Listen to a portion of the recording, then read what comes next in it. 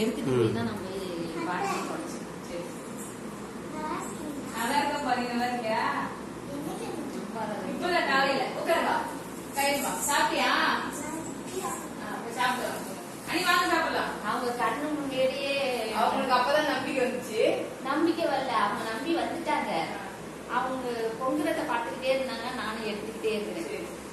அவங்களுக்கு ரொம்ப சந்தோஷம். அதே என்ன நமக்கு கிடைச்சிச்சு. நான் சொன்னேன் இது கவிதாக்காவுக்கு எடுத்துச்சு, அவங்களுக்கு எடுத்து வச்சிருக்கீங்க நீங்க அப்படி சொன்னா இது அவங்களுக்கு போய் சேராம சரி பரவாயில்ல.